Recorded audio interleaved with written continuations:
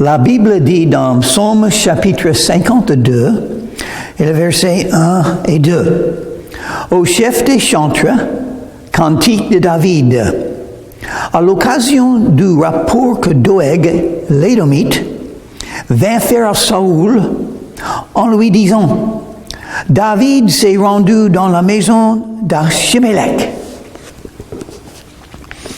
Prions. Merci Seigneur pour la parole de Dieu. Merci que tu nous as donné ta parole, ta vérité, le meilleur de tous les livres du monde. Aide-nous à comprendre et mettre en pratique pour ta gloire. On te prie Jésus. Amen. Donc, David avait des ennemis, des gens qu'il n'aimait pas, parce qu'ils étaient méchants. David était un serviteur de Dieu. Et donc, ça symbolise le fait que nous avons une guerre spirituelle dans la vie présente. Il y aura des jours quand vous serez attaqués par les ennemis spirituels. Nous ne luttons pas contre le sang et la chair. Nous luttons contre les puissances des ténèbres spirituelles. Heureusement, nous avons la Bible et toutes les armes de Dieu. Si vous avez toutes les armes spirituelles de Dieu dans votre vie, vous allez pouvoir gagner la victoire. Si vous n'avez pas, vous allez tomber. Pourquoi quelques croyants sont beaucoup tombés, beaucoup perdus, vraiment suivi le mauvais chemin? Pourquoi? Vous n'avez pas les armes spirituelles. Toutes les armes spirituelles. Selon Éphésiens chapitre 6. Mais voilà verset 3. Pourquoi te glorifies-tu de ta méchanceté, tyran? La bonté de Dieu subsiste toujours. C'est très bien de reconnaître cette vérité. Même quand vous êtes attaqué, quand vous avez de l'opposition, des ennemis, il ne faut pas oublier le fait que Dieu est bon. Et sa bonté durera toujours. Malgré la méchanceté des non-croyants, malgré la guerre spirituelle dans laquelle nous trouvons des attaques des ennemis, quelques jours, ici et là, il faut toujours se rappeler du fait que Dieu est bon. Il m'aime, il va faire de bonnes choses. Dieu fait toujours les bonnes choses. Il aime le faire parce qu'il est bon. Ça va arriver aujourd'hui, ça est arrivé hier, ça va arriver demain. Dieu va me faire de bonnes choses, malgré les ennemis. Dieu est tout-puissant. Il va utiliser même les attaques des ennemis pour accomplir sa volonté. Comme il a fait avec Jésus, qui est mort sur la croix de Calvaire, par les mains des méchants, mais en mourant sur la croix, il nous a rachetés par son sang précieux. Il a gagné la victoire sur le diable, sur l'enfer, sur le péché, sur la loi de Moïse. Étonnant ce que Dieu a accompli, même par les mains des méchants, parce que Dieu est bon. Les méchancetés des méchants ne peuvent pas anéantir le dessein de Dieu, non. Dieu est tellement puissant, il utilise même la méchanceté des non-croyants pour rendre gloire à Dieu. Ta langue n'invente que malice, comme un rasoir affilé, fourbe que tu es. Tu aimes le mal plutôt que le bien, le mensonge plutôt que la droiture. Il faut aimer la droiture. Il faut chercher ce qui est juste. Si on veut suivre Dieu, c'est un des armes spirituelles. Faire ce qui est juste. Et oui, c'est dit en Éphésiens chapitre 6. Il faut toujours faire ce qui est juste. Pas ce que je veux, pas ce que je pense me rendra heureux, mais ce qui est juste à faire. Peut-être que je vais perdre. Peut-être que je vais souffrir, mais ce qui est important, c'est ce que je fais, ce qui est juste. C'est ça. Parce que Dieu est bon. Et il fait toujours ce qui est juste. Il faut avoir ce désir. Ceux qui ne veulent pas faire la justice sont ceux qui ne viennent pas à Jésus pour être sauvés par lui. Ils veulent la méchanceté. Ils cherchent la méchanceté, le péché. Donc, ils vont le trouver, ce qu'ils ont cherché. Mais ce qui va avec, le jugement de Dieu. Tu aimes toutes les paroles de destruction, langue trompeuse. Ce sont des tricheurs. Ce sont des menteurs. Les mensonges se trouvent partout dans le monde parce que les êtres humains qui ne croient pas en Jésus, ça ne les gêne pas de mentir. Ils aiment mentir. Ils pensent qu'ils vont gagner par mentir. Mais nous aimons la vérité. Et nous disons la vérité dans la prière. La confession du péché, c'est simplement la vérité. Je suis un grand pécheur, c'est vrai, Seigneur, pardonne-moi. Et parce que j'ai dit la vérité de moi-même, du fait que je suis un homme pécheur, et j'ai besoin du pardon, et je veux faire le bien par le mal, je serai sauvé. Aussi, Dieu t'abattra-t-il pour toujours? Il te saisira et t'enlèvera de ta tente. Il te déracinera de la terre des vivants. Le message, le jugement vient. Repentez-vous, car le royaume des cieux est proche. Et qu'est-ce qui va avec? Le jugement. On ne peut pas entrer dans le royaume des cieux avant d'être jugé. Et qu'est-ce qui se passera au jugement? Jésus dira à quelques-uns, je ne te connais pas. Allez dans les ténèbres. Ça sera horrible. Il y aura les pleurs et les grincements de dents. Aujourd'hui, vous avez l'occasion d'échapper le jugement, de venir à Jésus, et vous serez justifiés par la foi en Jésus. Et quand vous arrivez au jugement,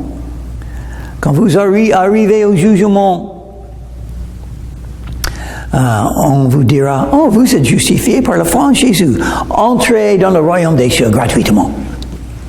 Mais ceux qui ont rejeté Jésus parce qu'ils cherchaient la méchanceté, le mensonge, ils ont menti d'eux-mêmes.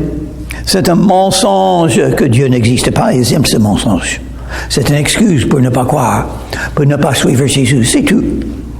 Donc, ils ont entendu, oh, il y a quelques-uns des hommes de science qui disent que Dieu n'a pas tout créé, donc je vais croire ça.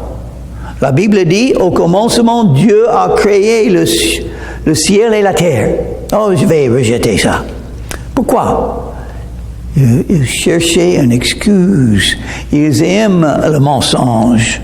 Parce que les mensonges leur donnent les excuses de faire la méchanceté et de rejeter Jésus. Mais le jugement vient. Les justes le verront et auront de la crainte. Et ils feront de lui le sujet de leur moquerie. C'est-à-dire, nous allons voir si les yeux sont ouverts. Dieu juge les méchants. Il voit tout, il sait tout, il est saint et il juge. Donc il faut craindre Dieu. Il faut craindre tomber dans les mains de Dieu vivant et il faut chercher. Heureusement, si on cherche Dieu, si on cherche Jésus, si on cherche le pardon des péchés, on le trouvera. Parce que Dieu est miséricordieux. Voilà l'homme qui ne prenait point Dieu pour protecteur, mais qui se confiait en ses grandes richesses et qui triomphait dans sa malice. Oui, même les vies des méchants vont glorifier le nom de Dieu, parce que chaque vie non croyant un jour sera au jugement. Et tous ce qui sont là, toute humanité, tous les anges, tout le ciel, et tous ceux qui sont là-dedans vont voir cette personne au jugement. On aura beaucoup de temps pour faire le jugement. Ça va ça va prendre pas mal de temps quand même. Tous les gens qui étaient non-croyants, leur jugement, et ça va glorifier le nom de Dieu. Parce qu'on verra toutes les fois dans leur vie que Dieu les a bénis, toutes les fois dans leur vie que l'Esprit de Dieu a essayé de toucher leur cœur, toutes les fois dans leur vie qu'ils ont rejeté Dieu et donc ils ont reçu ce qu'ils méritaient, leur jugement. Et nous allons le voir. Nous allons voir chaque personne qui a rejeté Jésus. Et nous savons que le jugement vient, nous les croyants. C'est pourquoi nous prions pour les non-croyants. C'est pourquoi nous voulons les aider à croire en Jésus. C'est une des raisons pourquoi nous obéissons les commandements de Jésus d'aller dans tout le monde et annoncer l'évangile à toute créature, parce que le jugement vient. Le jugement vient. Et on n'échappera pas sans foi en Jésus. Ça sera dur. Ça sera horrible, ce jugement, parce qu'ils seront condamnés par leur propre choix. Dieu veut qu'ils soient sauvés.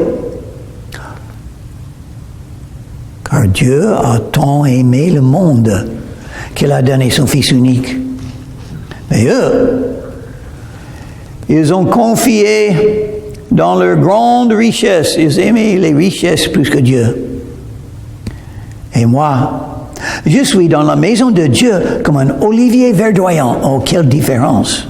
Si vos yeux sont ouverts, vous allez voir la différence entre un non-croyant et un croyant. Un croyant qui suit Jésus, rempli du Saint-Esprit, soumis à la volonté de Dieu, faisant l'œuvre que Dieu lui a donnée.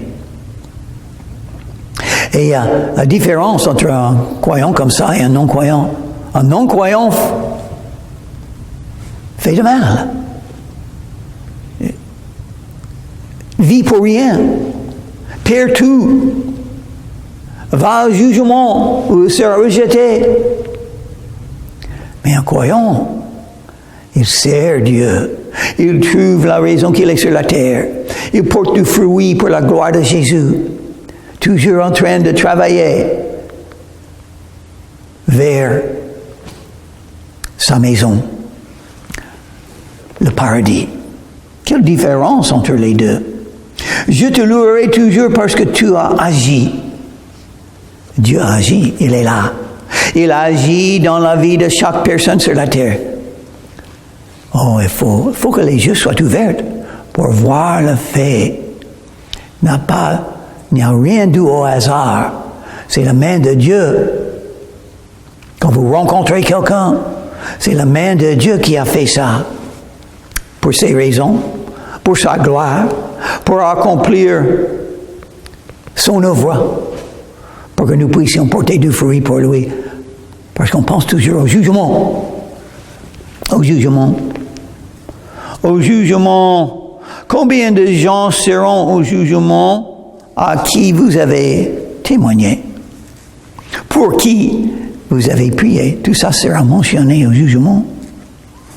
Comment être un célèbre dans le paradis? Être quelqu'un qui parle de Jésus. Dans les rues, dans la maison, dans le voisin, chez les coéquipiers. Toute situation sur l'Internet, toute situation que le Seigneur te donne, tu utilises pour lui, pour Jésus, le Sauveur. Ça sera mentionné. Si vous me confessez devant les hommes, je vous confesserai devant mon Père et devant les anges dans le ciel. Qui sont les célèbres dans le royaume des cieux, des célèbres éternels? C'est pas bon d'être un célèbre sur la terre. Les célèbres ne peuvent pas vivre comme un être normal. Et nous sommes égaux. Mais ils peuvent facilement perdre l'idée qu'ils sont égaux avec les autres. Nous sommes tous des pécheurs. Dieu nous aime tous. On est sauvés par le même moyen, foi en Jésus. Et si on est sauvé, né de nouveau par foi en Jésus, On a une maison dans le paradis où on habitera éternellement. Mais si on ne reconnaît pas qu'on est comme tous les autres, un pécheur, un besoin de pardon, on va tout perdre. Donc d'être un célèbre, ça peut sur la terre, ça peut avoir des récompenses, des résultats qui ne sont pas bons, à mon avis. Il faut être une personne normale, une personne simple, une personne inconnue dans un sens. Vous êtes béni si vous êtes inconnu un peu, mais c'est une épreuve difficile si vous êtes célèbre. Je te louerai toujours parce que tu as agi, Dieu est là, il agit dans nos vies, dans les vies de tous les autres. Et je veux espérer en ton nom parce qu'il est favorable en présence de tes fidèles. Je veux espérer en ton nom. Une des bénédictions d'être un croyant en Jésus, on a de l'espérance. On regarde l'avenir, on sait que de bonnes choses vont arriver, on ne sait pas quand, mais il y a beaucoup de bonnes choses qui vont arriver dans nos vies, et après la vie surtout. Et c'est pas encore là, mais on espère. C'est-à-dire on oublie le passé, on voit l'avenir avec espérance et joie et foi et confiance. En présence de tes fidèles. Oh, c'est pourquoi on se ressemble. On se ressemble, les croyants. Nous sommes les frères et les sœurs en Christ. C'est la famille de Dieu. C'est la seule famille qui durera éternellement, parce que dans le ciel, il n'y a pas de mariage. Le mariage, c'est très limité. C'est limité par la vie. Et tout mariage va se terminer, soit par l'amour, soit par le divorce. Mais tout mariage va se terminer. C'est très court, c'est limité, ça passe, le mariage. La famille humaine, à mon avis, n'existera pas dans le paradis, ça sera la famille de Dieu. Donc on se ressemble quand on a des cultes, ou même 2 fois par semaine, un culte le dimanche, et un groupe de prière, mercredi ou jeudi, quand vous voulez. Mardi même. Samedi, on peut avoir des réunions quand on veut. Et grâce à Dieu, on est là avec les fidèles. La communion fraternelle, c'est très important. Vous serez encouragés, vous serez aidés par vos frères et vos sœurs. Ils ont leur connaissance de Dieu, leur expérience spirituelle qu'ils avaient dans leur relation avec Jésus. Vous allez apprendre le Saint-Esprit est en eux. Ils ont leurs dons particuliers du Saint-Esprit et vous allez bénéficier d'être avec eux. Et louer le Seigneur ensemble. C'est ce que nous ferons éternellement. Oh, qu'est-ce que c'est le paradis? Un endroit de musique. Vous aimez la musique? Vous aurez la meilleure de toute la musique dans le paradis. Même des nouveaux cantiques qu'on n'a jamais entendus. On va les chanter éternellement à notre Seigneur et Sauveur. Donc, chanter ensemble, louer le Seigneur ensemble, c'est un petit commencement de la vie éternelle que nous aurons. Chapitre 53, verset 1. Au chef des chantres, sur la flûte, cantique de David, la musique. L'insensé dit en son cœur, il n'y a point de Dieu. Ah, ça, c'est un message très important, n'est-ce pas? Est-ce qu'il y a des athées? Et oui, qu'est-ce que les athées disent? Ils disent dans leur cœur, il n'y a point de Dieu. Et la Bible dit, ce sont des insensés. Il y a des preuves partout que Dieu a tout créé. Louis Pasteur, un homme de science français, a établi le fait, selon la science, que la vie vient de la vie.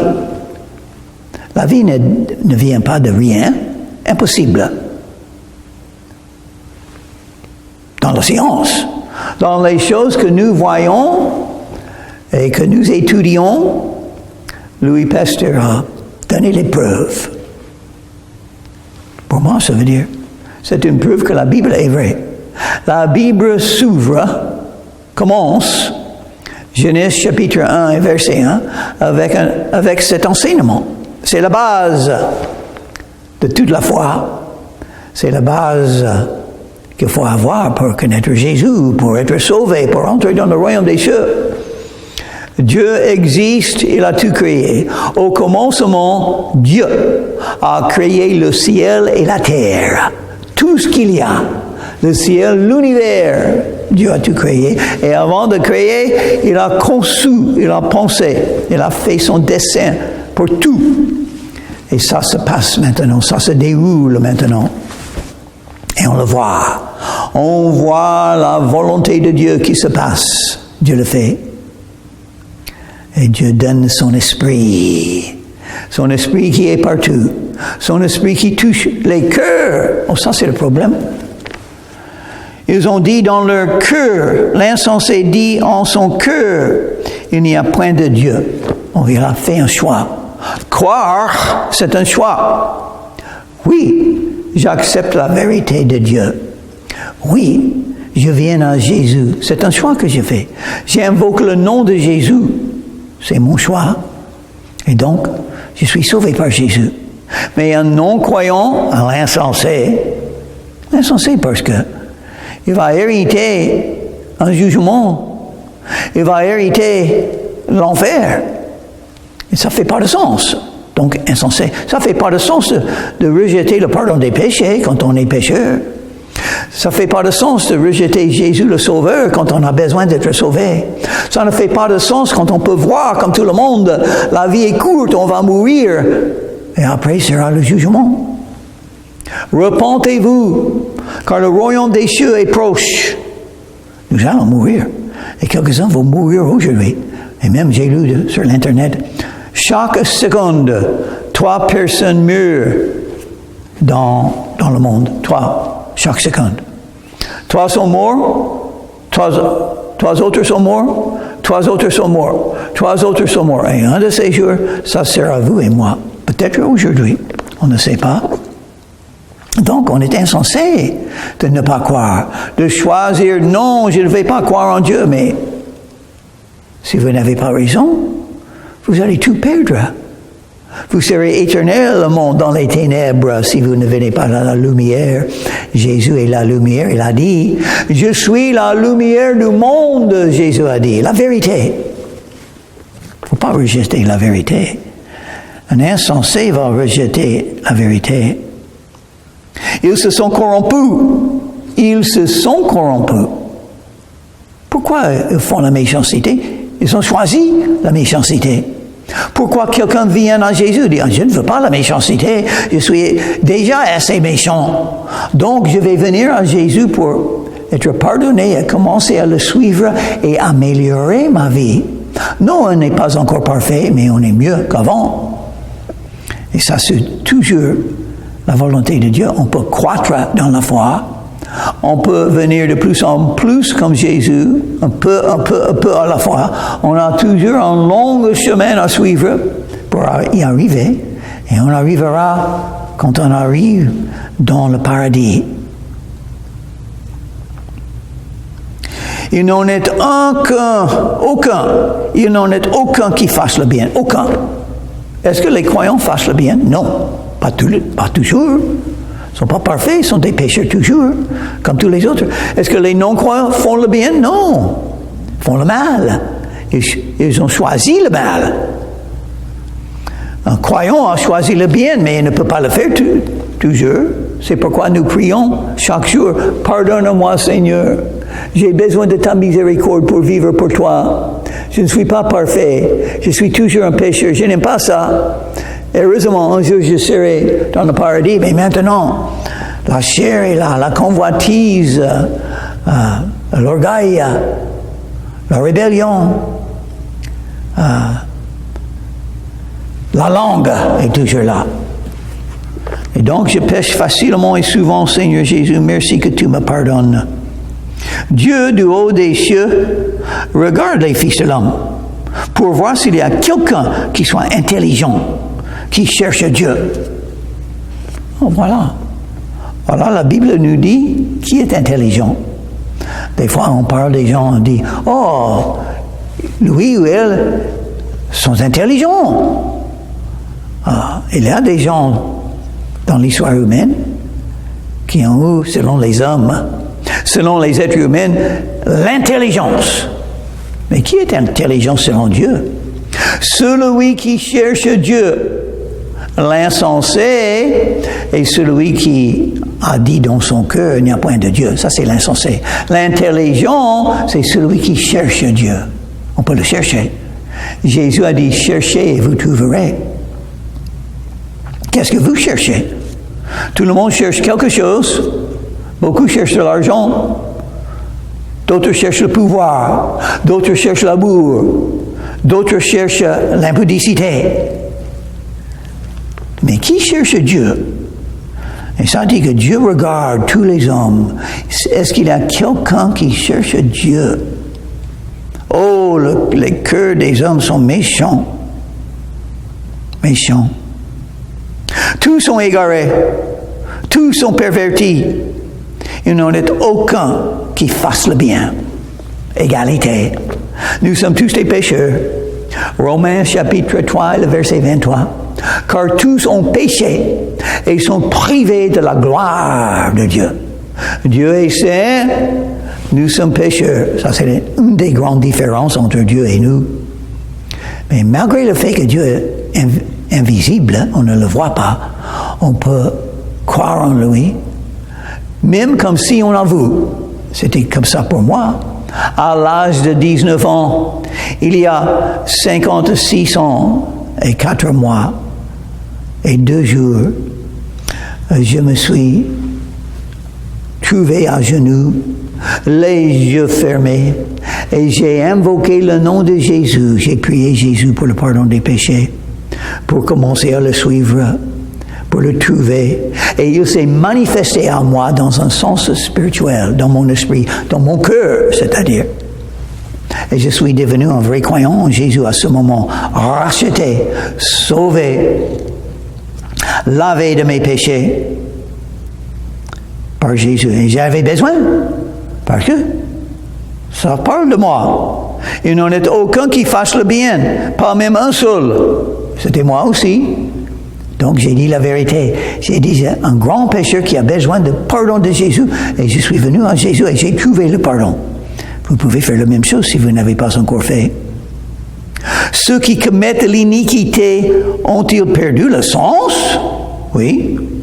Ils dévorent mon peuple. Ils le prennent pour nourriture. Ils n'invoquent point Dieu. 2 choses pour reconnaître.